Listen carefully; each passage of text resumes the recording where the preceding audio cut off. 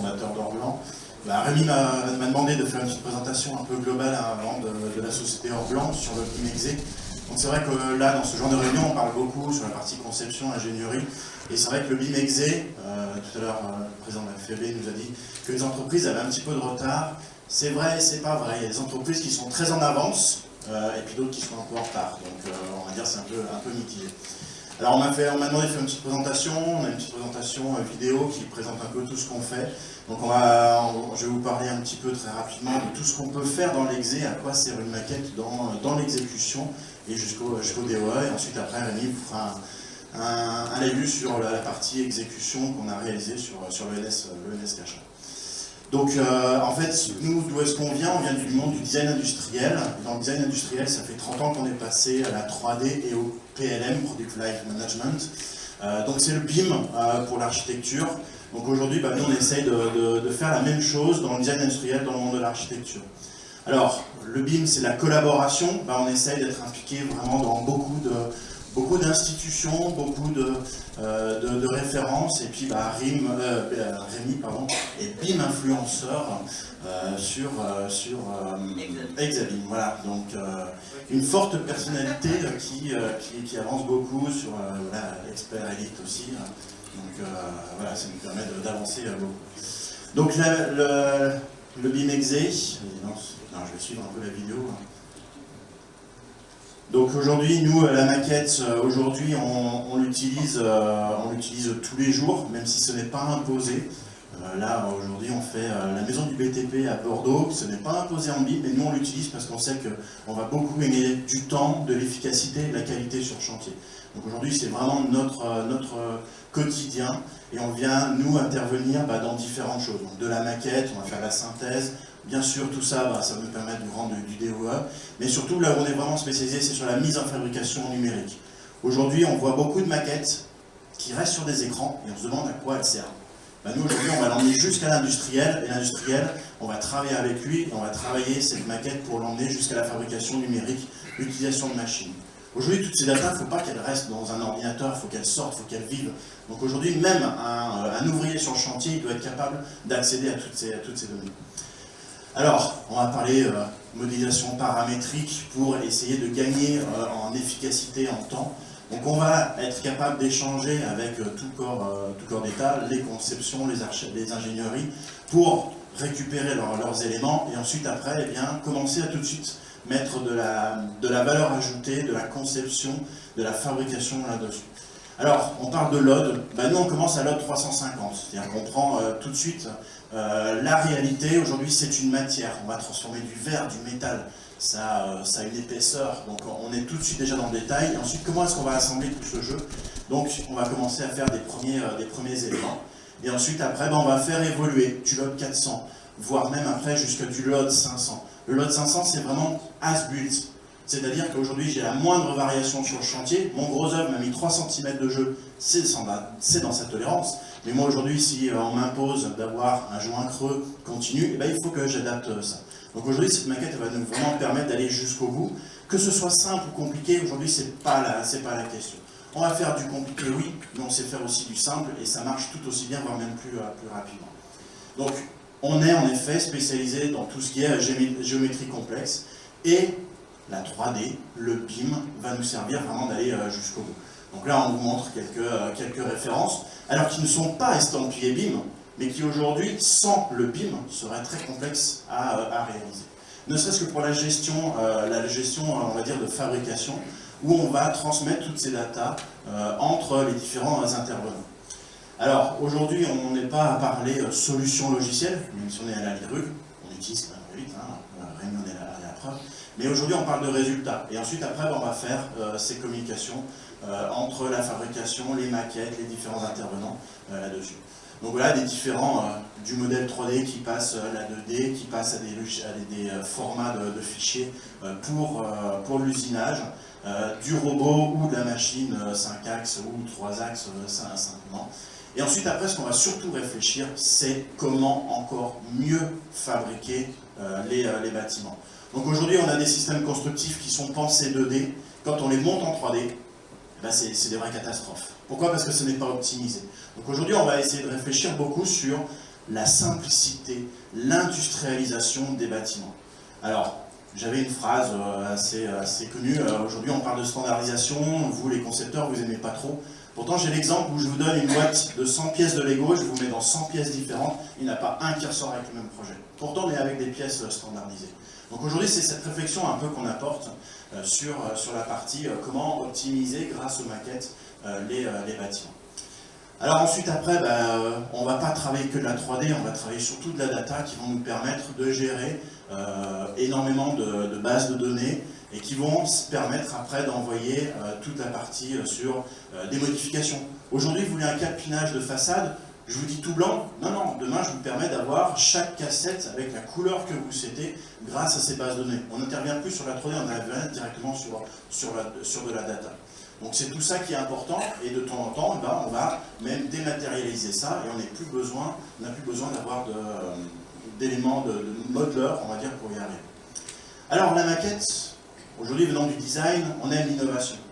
Et aujourd'hui cette maquette, on s'en sert beaucoup sur les chantiers. Aujourd'hui, je vous montrerai après, on fait beaucoup de réalité augmentée pour aider les compagnons à fabriquer mieux et à mieux comprendre ce qu'ils doivent faire. Ce qui fait que quand ils montent les choses, ils montent juste du premier coup. On n'a pas à monter, démonter et on anticipe beaucoup plus de choses. Donc pour ça, on a besoin de quoi? On a besoin de scans 3D. Ces scans 3D vont permettre de travailler vraiment tel que le chantier est. Aujourd'hui, on a tous des tolérances. Aujourd'hui, il faut comprendre les tolérances de chacun et travailler avec ces tolérances. Donc aujourd'hui, on est capable de faire une pré-maquette pour dire on sait ce qu'on doit faire. Ensuite, après, on va attendre le chantier, on va voir quelles vont être les tolérances de chacun et on va s'adapter. Là, ici, sur la Cité du Vin, eh bien, on a fait des scans 3D, ça m'a permis de connaître l'emplacement exact de chaque arc bois pour venir poser une chandelle qui, elle, était réglable en termes de X, Y et Z.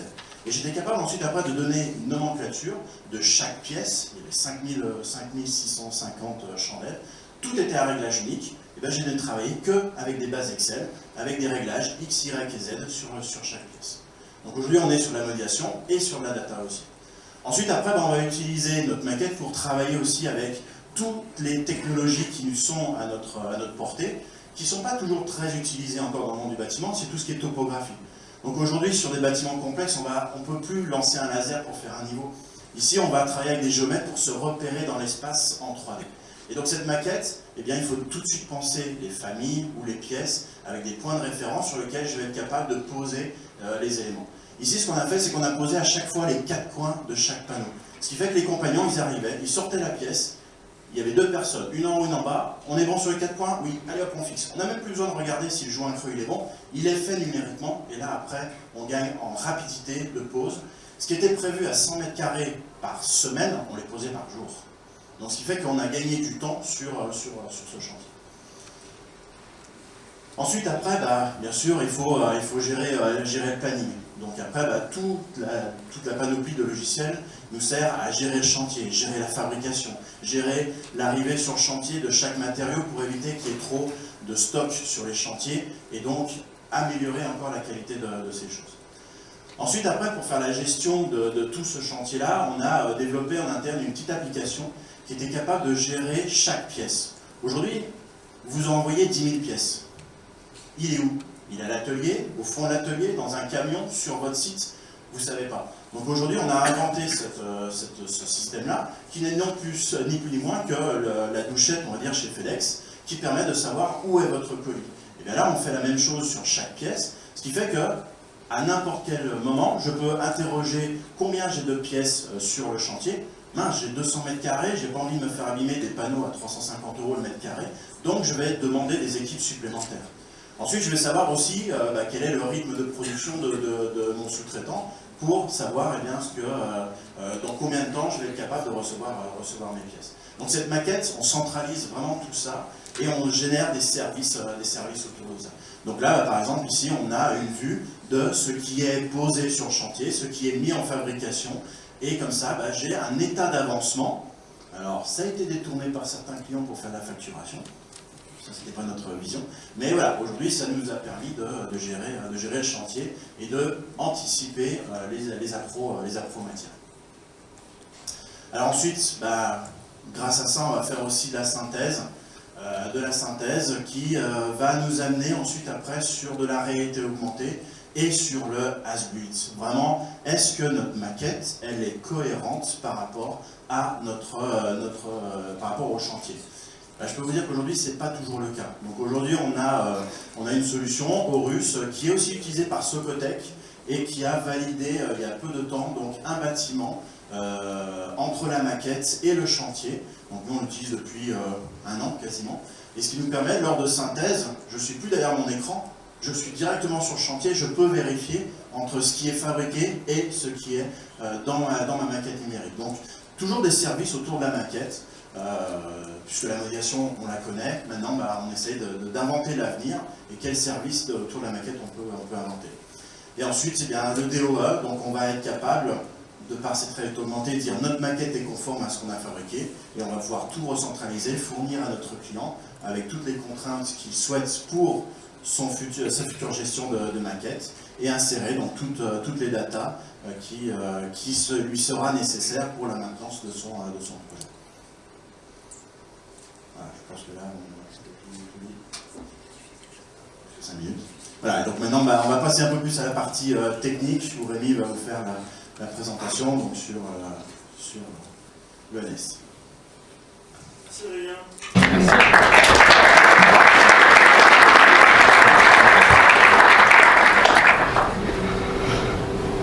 Hop, alors je me situe où moi? Ici. F5. Voilà, je me présente, je m'appelle Rémi Morco, donc je suis BIM manager chez Orblanc depuis 2-3 ans maintenant. Donc je travaille beaucoup sur des projets en phase d'exécution, donc comme on va pouvoir aujourd'hui. Et je vais vous présenter en fait l'utilisation de Revit dans cette phase-là. Donc je ne sais pas si vous avez très bien compris, mais en fait on s'est un petit peu, par la force des choses, spécialisé en tout ce qui est façade. Donc là, je vais vous présenter un projet qui est l'ENS Cachan et on a travaillé pour le lot 2, donc qui est le lot clos couvert. Donc tout ce qui est façade, menuiserie extérieure, bardage et verrière. Donc voilà, je vais vous présenter le projet pour commencer. Donc le projet c'est l'ENS Paris-Saclay, donc qui se situe, comme son nom l'indique, à Saclay. Donc c'est le projet de l'école normale supérieure, nouvelle école. Donc là j'ai quelques mots sur le projet de présentation. Donc le maître d'ouvrage c'est l'ENS Cachan, donc on voit les différentes maîtres d'ouvrage, on voit la maîtrise d'œuvre, donc c'est RPBW, Renzo Piano Building Workshop. On travaille beaucoup aussi avec AIA, donc qui est sur la gestion du chantier. Donc l'ENS est basé sur un site de 3 hectares. Donc il va comprendre 64 000 m² de surface de plancher, donc c'est assez conséquent. Donc il est divisé en 8 bâtiments principaux. Donc l'ENS va avoir 10 disciplines d'enseignement, avec 300 laboratoires. Il y aura 65 000 étudiants, dont 15 000 chercheurs. Pardon. Donc pour la partie, donc ça c'est la présentation du projet, donc c'est un assez gros projet avec pas mal de complexité. Bon, pour la partie BIM, ce qui nous intéresse, c'est un BIM niveau 2. Donc c'est assez rare en France pour le souligner, donc c'est une phase assez évoluée du BIM avec une plateforme dédiée à la gestion des maquettes numériques. Donc il y a 10 lots principaux avec 50 sous-spécialités. Donc chaque lot, par exemple moi j'appartiens au lot clos couvert qui est divisé dans 5 sous-spécialités. Donc il y a la menuiserie extérieure, comme je disais tout à l'heure, la verrière, le bardage, la partie électrique et la partie menuiserie intérieure et serrurerie. Donc en tout, sur tout le projet, ça représente, pas que mon lot, mais sur tout le projet, ça représente plus de 400 maquettes numériques, dont 250 juste pour les maquettes entreprises. Donc les maquettes que nous on fournit. Donc à noter que ce projet a été nommé BIM d'or en 2015 dans la catégorie bâtiment de plus de 40 000 m². Donc voilà, donc là j'ai quelques illustrations du projet, dont une photo du chantier qu'on peut voir en haut à droite.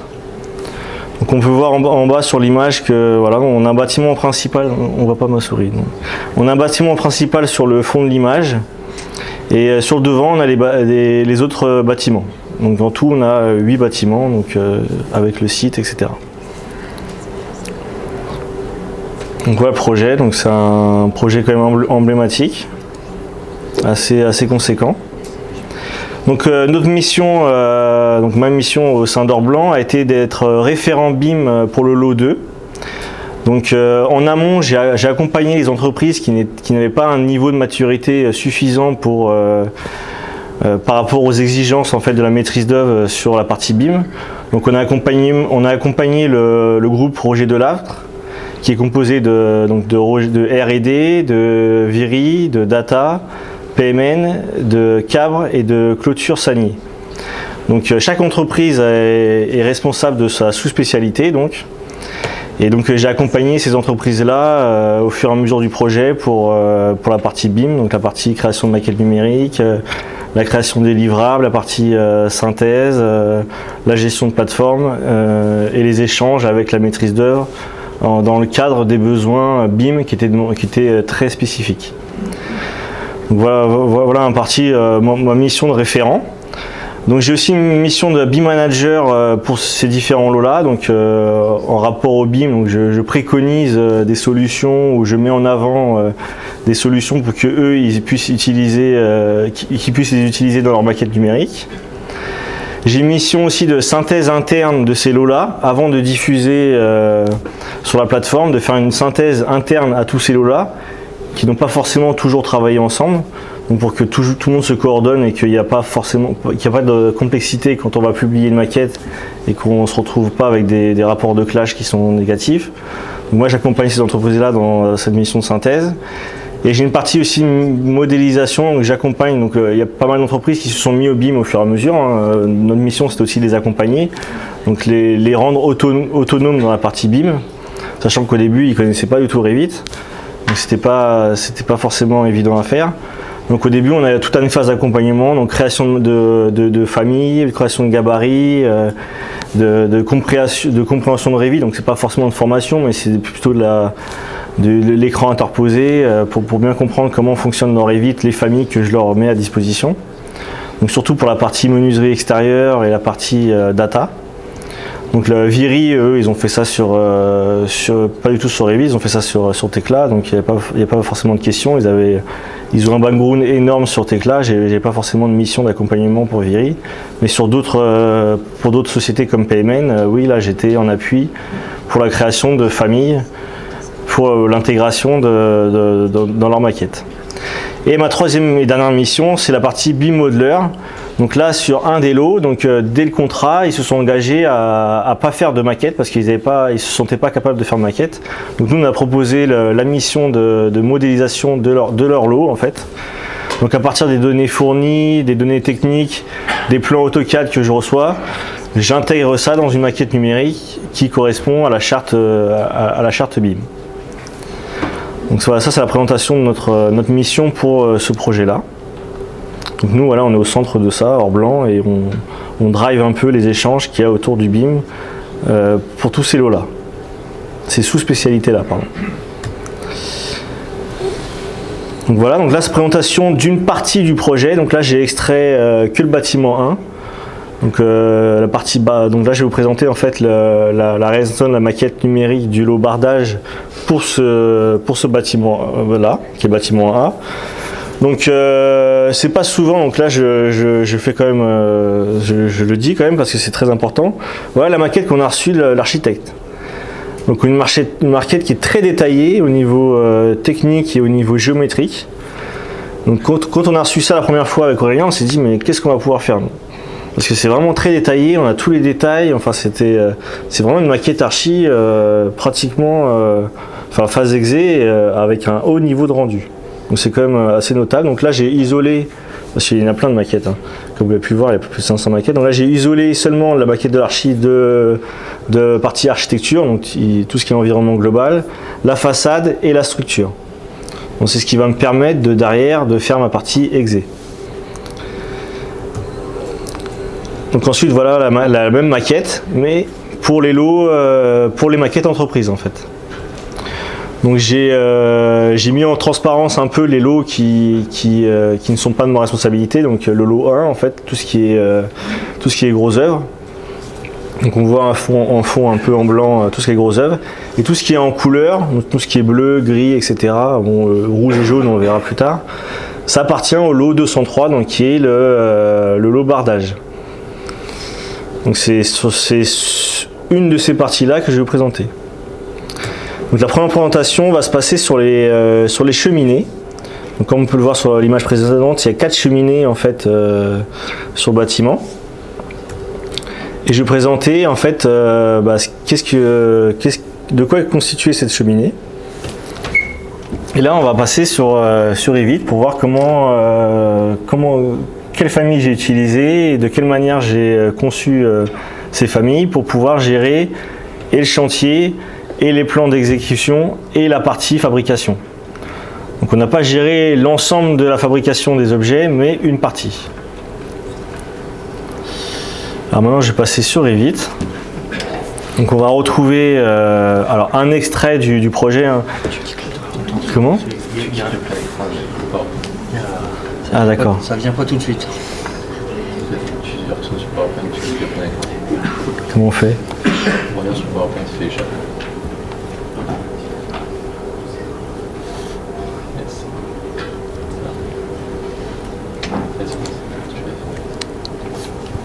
Ok. Donc voilà, une des zones, enfin la zone en fait, c'est le niveau 5 en fait du bâtiment 1, tout simplement. Donc j'ai extrait, donc je peux pas tout afficher toutes les maquettes parce que c'est quand même assez lourd. Donc là on est sur des maquettes qui vont entre 800 et 1 giga 4, donc c'est assez lourd. Donc les fichiers Revit là en lien, ils sont entre 500 et 800 MO. Vu que c'est des liens, ça me peut-être un peu plus léger. Donc voilà, moi je vais m'intéresser pour la première partie, donc je ne saurais pas si j'aurai le temps de présenter les 3 parties que je veux faire, mais on verra. Donc la première partie c'est les cheminées, donc là j'ai extrait une zone du projet, donc qui sont les cheminées. Donc en fait il y a une ouverture dans le projet donc pour l'évacuation d'air, et on doit habiller cette cheminée. Donc là, les données qu'on reçoit des autres lots, donc si je cache ça, donc c'est le gros œuvre, bon ça va nous intéresser pour tout ce qui est fondation et acrotère. Et on a la partie charpente, donc ça moi je reçois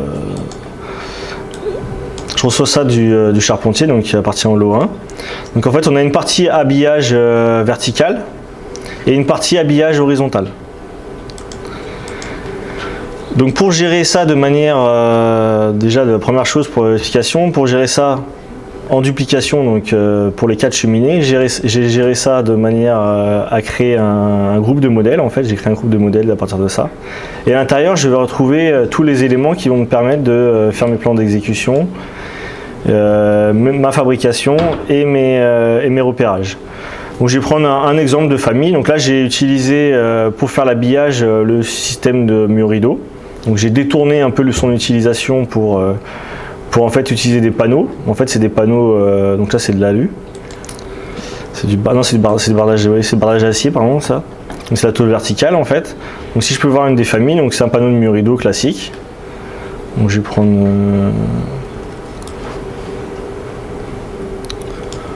le courbe qui est un peu plus poussé déjà comme système, voilà. Donc on peut voir déjà que donc ça c'est suivant la charte BIM en fait on a tout un tas d'informations à renseigner par type d'objet. Donc ça c'est une partie, et après on peut voir différents paramètres en fait qui vont pouvoir permettre de gérer différentes configurations en fait sur mon panneau. Donc mon panneau là on peut voir qu'il a une courbure, je vais retrouver plusieurs courbures en fait au sein de mon projet. Donc là j'ai un panneau qui est ici. Si je vais à l'intérieur en un poste, je vais retrouver un autre type de panneau courbé ici avec un autre type de rayon de courbure. Donc ce panneau doit gérer le rayon de courbure en fait. Donc c'est pas forcément évident quand on fait un panneau de mur rideau, parce qu'en fait le panneau de mur rideau il est forcément quand on dessine droit. Et quand on veut faire un panneau qui est courbe à l'intérieur de ce panneau droit, il faut ruser en fait. Il faut jouer avec des formules mathématiques hein, qui qui sont quand même assez simples à utiliser, mais il faut jouer avec des cosinus et des sinus, donc pour pouvoir dessiner le rayon, sachant que le murido en fait il est basé sur un axe de référence linéaire en fait, avec un quadrillage gauche et un quadrillage droit. Là c'est une famille, donc il y a un petit peu de formule pour pouvoir gérer comme cette famille. Donc rien de compliqué, hein, c'est juste des formules mathématiques. Hein. Et ensuite, je vais pouvoir gérer en fait, sur cette famille en fait, différentes configurations, notamment pour les encoches ici. Donc les encoches, en fait, il va me permettre de, si je reviens sur, non, je vais voir la cheminée, pardon, si je reviens sur la cheminée, que je réduis la zone de coupe. On va voir ça tout de suite. Voilà, ici j'ai des panneaux en fait qui viennent s'imbriquer dans la charpente. Et pour éviter de gérer un clash, bah, du coup je vais pouvoir gérer ici la position en fait de l'encoche. Donc sur chaque panneau on peut voir que je vais retrouver, donc il faut que je sois en édition de groupe pour que ça marche. Il faut toujours jongler entre les deux. Donc je vais pouvoir gérer ici par exemple la position de l'encoche. Donc déjà la première question c'est de savoir si je veux une encoche ou pas. Donc là si j'enlève l'encoche, bah, du coup j'ai un clash. Donc si je crée mon encoche, hop, j'ai mon clash qui apparaît. Et tout ça c'est bien sûr lié derrière, quand on va faire le plan de fabrication développé, il va afficher l'encoche bien sûr. Donc voilà, j'ai quelques paramètres voilà, qui gèrent ce genre de choses. J'ai aussi la possibilité de gérer le type de visserie en fait. Alors, je vais pas retrouver là tout de suite. Je vais peut-être retrouver sur les éléments verticaux. Donc une petite astuce que j'utilise, c'est que donc je conçois toutes mes familles de visseries en fait de la même manière toujours. Donc toujours orienté de la même manière, donc de temps en temps j'ai besoin d'un guide et j'ai besoin de changer le plan de référence, en fait le sens en fait dans laquelle va s'appliquer la famille. Donc je rajoute quand même un petit contrôle, mais il n'est pas forcément nécessaire parce que toutes mes visseries sont toujours dessinées pareil. Donc je modélise ma visserie de manière avec un load assez simplifié quand on peut voir en 3D. Mais j'intègre dans toutes mes vues, donc vue avant, vue de droite, etc. Je vais insérer automatiquement un élément de détail qui va me permettre de gérer l'affichage de mon objet dans les différentes vues que j'ai besoin. Alors l'avant aussi avec le repérage de la prise M6 par exemple. Là c'est toujours pareil. Alors toutes mes familles que j'utilise sont sur le système de famille imbriquée partagée. C'est-à-dire que toutes les familles, voilà, vous allez voir, sont partagées. C'est-à-dire que je vais pouvoir les retrouver dans le projet. Je vais pouvoir les nomenclaturer, je vais pouvoir travailler directement sur l'objet comme si c'était dessiné dans le projet en fait. Donc ça c'est très important, donc toutes mes familles sont conçues comme ça.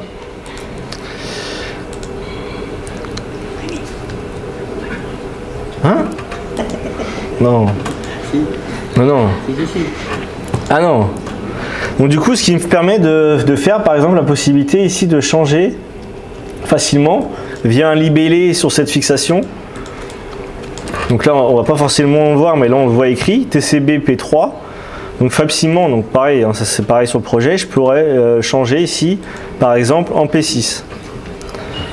Et automatiquement, ça va changer toutes les familles en P6. Alors ça, c'est bien sur les familles. Bon, ça c'est pas forcément très évolué, mais ça je peux faire ça au sein du projet. Donc c'est-à-dire que si sur le projet le demande de l'archi me demande de changer à un tout moment le type de vis, je vais pouvoir lui dire ici au lieu d'utiliser une vis type P6, maintenant je vais utiliser un rivet par exemple. Là ça va calculer, ça va faire ça sur l'ensemble du projet, mais automatiquement, donc là je vous disais le problème de sens de tout à l'heure, mais automatiquement, c'est dans l'idée de compréhension, automatiquement ça a changé les vis en rivet. Bon. Ça c'est l'utilisation des familles partagées imbriquées.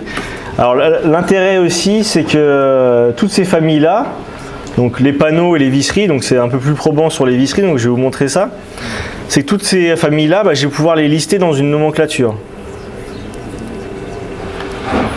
Alors, par exemple, ici, je vais retrouver mes vis P3 de type P3. Donc là, je vais. Ah oui, alors je suis en édition de groupe, donc je vais pas pouvoir sélectionner. Je vais pouvoir voir, j'ai à peu près, voilà, j'ai 1000, 2000, j'ai 2600 vis sur le projet. Juste de type P3. Hein. Donc j'ai plein de types de vis, plein de types de fixations que je vais pouvoir lister grâce à mon imbrication de famille. Donc ça pour nous c'est super utile parce qu'on peut donner à l'entreprise son carnet de commande en disant il faut tel un nombre de vis P3, il en faut 2000 et quelques, il faut tant de vis P6, etc. Donc ça c'est pour la partie visserie. Donc toutes mes familles sont conçues de la même manière. Donc après pour tout ce qui est panneaux en fait, donc là je vais augmenter ma petite vue, voilà. Donc pour tous les panneaux, donc je vais vous montrer sur un panneau par exemple cintré ici. Tous ces panneaux, donc là c'est un habillage de sous-face, donc c'est une tôle alu avec des retours sur le côté qui sont soudés pour pouvoir se fixer sur les pâtes équerres qui sont fixées elles-mêmes sur la charpente. C'est un système un peu alambiqué, mais c'est pour éviter qu'en sous-face, on voit uniquement les joints entre panneaux, qu'on ne voit pas de fixation, de rebord, etc. Donc là, il y a juste les fixations des panneaux. Donc toutes ces familles-là de panneaux, je crée en fait pour chaque type de panneau un assemblage en fait que je peux retrouver ici. Et pour chaque type en fait, je vais pouvoir créer des vues d'assemblage. Donc je vais retrouver ici par exemple, ici donc pour la cassette cintrée, et je vais pouvoir éditer donc son plan de fabrication grâce à cet assemblage. Alors là je ne l'ai pas introduit, mais je peux aussi intégrer une nomenclature pour avoir le nombre de panneaux ici cintrés que j'aurai besoin dans le projet. Donc, quand je crée une famille, quand je crée dans le projet, automatiquement je crée un assemblage de cette famille-là. Donc je vais retrouver tous les assemblages que j'ai utilisés. Donc ça c'est l'autre que je vais vous présenter après. Donc là je vais retrouver ici, alors je ne sais plus si c'est celui-là ou celui-là d'en face, c'est celui-là d'en face. Je vais retrouver ici mon assemblage. Alors que je range avec une certaine catégorie pour pouvoir derrière la hiérarchiser dans mon projet. Donc ça c'est pour l'habillage de cheminée. Donc après j'ai d'autres familles un petit peu plus poussées que les panneaux. Ça va être tout ce qui est gestion aussi de fixation en fait. En fait, avec la même fixation, en fait, avec la même famille, donc c'est pareil, c'est des familles à l'intérieur qui sont imbriquées et qui sont encore imbriquées pour les visseries, etc. Donc là, je vais retrouver mon même système de. Donc là, j'ai un autre type de vis encore. Donc ça, c'est pour l'ancrage sur le béton. Donc ça, c'est le même système. Hein, on va retrouver le même fonctionnement. Par contre, derrière, sur cet objet-là, je vais pouvoir gérer différents cas d'usage en fait.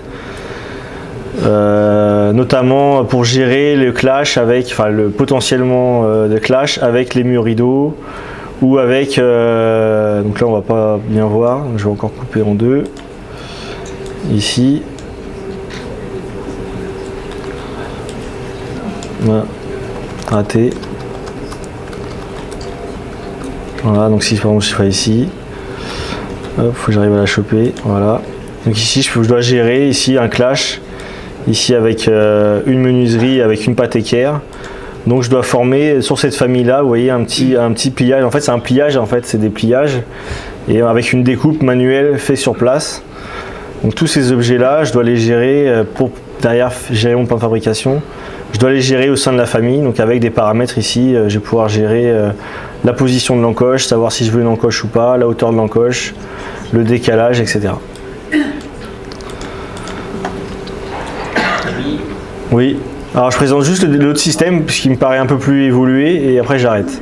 Donc ça c'est utilisation du système mur rideau, on va dire poussé à son maximum avec des familles imbriquées au maximum pour pouvoir gérer derrière les plans de fabrication avec des assemblages et les nomenclatures pour pouvoir lister et commander en fait ces objets-là.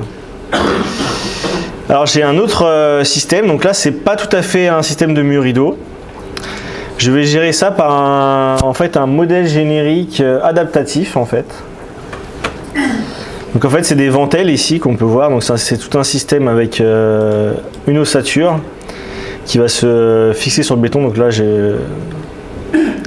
par souhait je vais cacher le béton, ça évitera de poser des questions. Donc là j'ai le bardage aussi, le gros œuf pardon. Donc là j'ai une ossature, donc une première fixation qui est une pâte équerre qui vient se fixer sur le béton. Derrière j'ai tout un système de fixation qui va dépendre en fait de la fonction en fait du joint ici. Donc soit j'ai un joint avec un about, donc ici j'ai un pliage qui vient se replier et qui vient se reporter sur la ventelle de droite et la ventelle de gauche. Et j'ai une autre utilisation qui est une ventelle, on va dire, avec un joint par about. Où là, par exemple, ici j'ai un joint de dilatation, donc j'ai besoin que les deux systèmes soient indépendants. Donc là j'ai un autre système. Donc là c'est pareil, hein, je vais pouvoir gérer ça avec tout un tas de paramètres qui va pouvoir me dire si par exemple ici j'ai un joint creux, alors je vais prendre dans le bon sens, comme ça on n'aura pas de questions, un joint creux à droite. Donc si par exemple je veux pas de joint creux, je vais pouvoir avoir la possibilité d'avoir un paramètre, d'avoir 100 joints creux. Alors je vais isoler, ce sera peut-être plus simple d'affichage, où je vais pouvoir avoir un joint creux. Après je vais pouvoir choisir le type de joint creux, donc soit en about comme ici, soit en continuité de ventelle. Et ce système là, comment il est conçu, donc pareil, hein, je vais pouvoir changer facilement via des libellés tous les systèmes de fixation. Donc je vais pouvoir changer le type de ventelle, changer le type de fixation, etc. Donc j'ai des décalages aussi pour gérer le positionnement de la première pâte équerre, la dernière pâte équerre, et après faire un delta entre les deux. Et pour la conception de la famille, en fait, ce que j'ai utilisé, c'est un modèle qu'on peut voir ici à composant adaptatif, en fait, de base. Donc c'est, si j'isole ça, je vais isoler ça, oui, vous allez comprendre. Donc à la base, c'est deux points adaptatifs, tout simplement, que je viens raccorder avec des lignes. Pardon. Voilà, j'isole ça. Je viens raccorder avec des lignes. Et après, je viens faire une extrusion pour créer une surface. Et sur cette surface, que je vais retrouver ici, je vais pouvoir lui appliquer des divisions. Donc une division dans un sens et dans l'autre sens. Donc là, c'est des ventelles, on va dire, d'une certaine longueur. Donc la longueur, c'est un élément de 1. Mais par contre, j'ai une division en Z qui va dépendre en fait de la dimension de la ventelle. Donc c'est pareil, hein, c'est des familles imbriquées à chaque fois. Donc à chaque fois, je retrouve une ventelle qui est de hauteur ici 75 mm. Donc ici, je vais gérer un système avec une distance de 75. Donc après, je vais pouvoir gérer des décalages bas, des décalages hauts. Et ça, je vais faire ça pour tous mes systèmes. Donc j'ai un système pour les ventelles. J'ai un système pour la fixation des ventelles. Donc c'est des ventelles qui viennent se clipser en fait sur ce type de profil. Donc c'est un système du Kowal. Hein. Donc on vient mettre les porteurs et après on vient clipser la ventelle. Donc il peut se mettre dans un sens ou dans un autre. Donc là on voit que c'est une ventelle qui forme un S, mais elle peut aussi former un Z si besoin. Donc là c'est un système, ça c'est un système aussi, donc c'est pareil avec une famille imbriquée et je gère le décalage de 75 dessus. Donc c'est pareil, le porteur fait la même taille que la ventelle. Et après je viens imbriquer aussi d'autres familles, soit des modèles génériques, soit des composants type équipements spécialisés, qui sont gérés aussi par un autre système avec une division, donc là qui va être un peu particulière. Au lieu d'avoir une division, je vais diviser en fait avec un espacement. Donc ça c'est une donnée technique qu'on me donne, le fabricant il me dit il faut une pâte équerre tous les 1175 minimum. Donc moi je vais mettre je vais mettre un espacement maximum de 1175 et automatiquement sur toute la hauteur, quand je vais retrouver ma ventelle dans mon projet, alors c'est pas cheminé, ça va être édicule béton, je vais retrouver automatiquement la position des des pâtes équerres qui se mettent automatiquement au maximum à 1175. Donc c'est entre 0 et 1175. Donc voilà sur cette présentation là. Voilà ce que je voulais dire. Alors après je vais vous présenter quelques types de plans qu'on a pu réaliser à partir de tous ces familles là. Rapidement. Hein. Notamment la cheminée, ouais, je finis là-dessus. Alors je vais présenter le capinage des cheminées. Celui-là, donc là c'est le type de plan qu'on réalise. Donc à partir de toutes ces familles imbriquées, je vais pouvoir ressortir tous les détails de ces projets-là et pouvoir, donc via les systèmes de familles imbriquées, pouvoir annoter séparément le panneau de bardage, de la visserie, de la fixation du premier U, du deuxième U, etc. Donc chaque élément peut être annoté et coté séparément. Donc, ce qui permet de faire des plans avec un certain niveau de détail. Là, on peut voir des détails assez fins de fixation des panneaux de sous-face justement sur les couteaux de charpente. Donc ça c'est le couteau de charpente que je reçois du lot 1. Moi je emmène mes pâtes équerres, mon boulonnage. Donc c'est pareil, le boulonnage c'est aussi un système imbriqué, etc. Bravo Voilà. Rémi.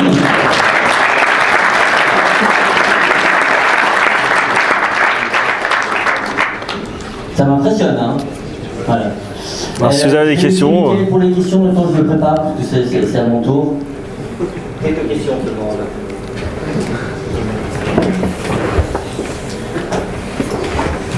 Merci beaucoup Rémi pour cette présentation.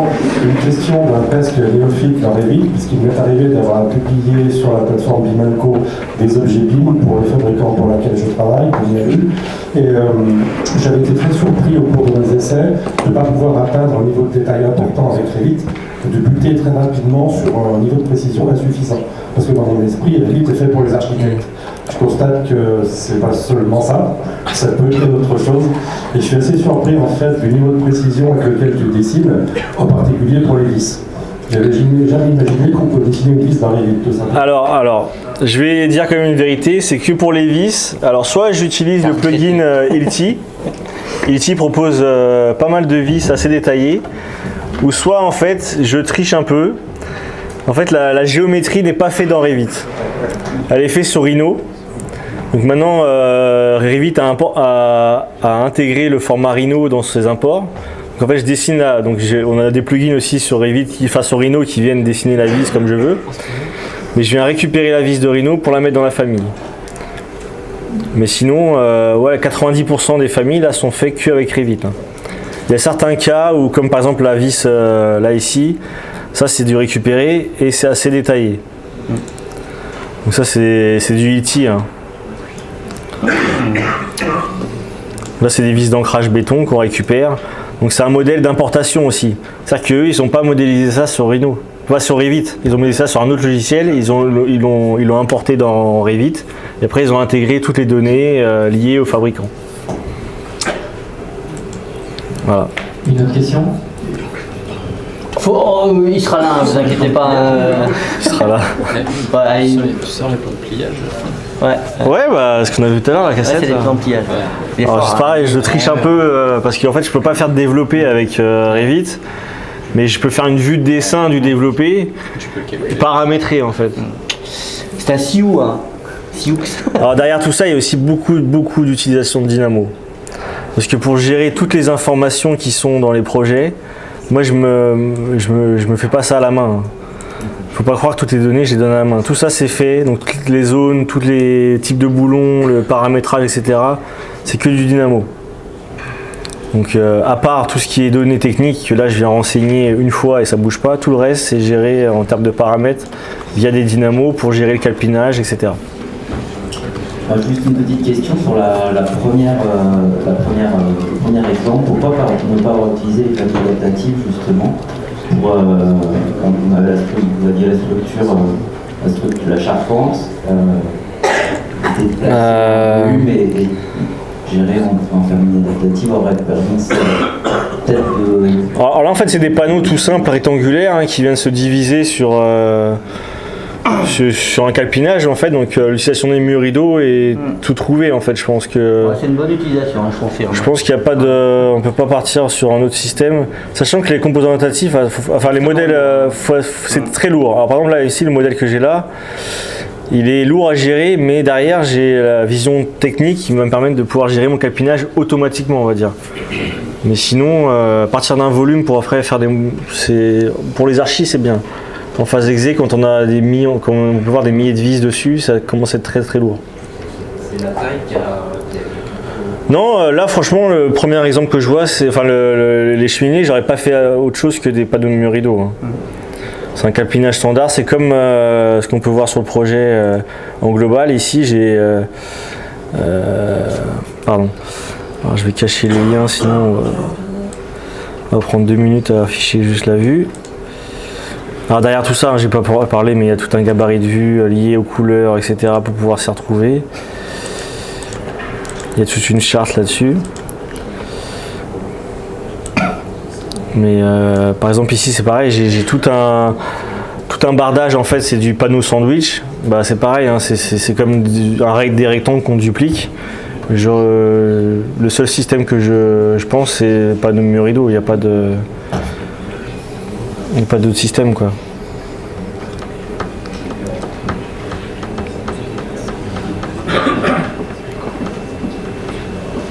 Ouais, je l'ai sur l'image d'ailleurs. Voilà ce qu'on peut voir dans le fond ici. On voit ici. Voilà ce qu'on peut voir ici, c'est des panneaux sandwich en fait qui se répètent avec un calpinage archi en fait, et tout ça c'est que du panneau rectangulaire, donc j'ai utilisé aussi le panneau de mur rideau. Enfin, le panneau de mur rideau, il me semble plus simple. Sachant que c'est assez souple, on peut intégrer des choses à l'intérieur, des paramètres de décalage, etc. qu'on ne peut pas forcément faire avec des fameries. Ça va, Rémi ? Ouais. Je te laisse la place. Non, c'est parce qu'après, il faut un petit peu de temps pour manger et puis il y a des gens qui ont faim. Mais effectivement, le mur rideau est vraiment dans ce cas très adapté et voilà. Il est plus constructif que le composant adaptatif qui est quand même très conceptuel. Hein, voilà. Outre le fait qu'il est extrêmement lourd à gérer pour Revit. Alors moi, je vais vous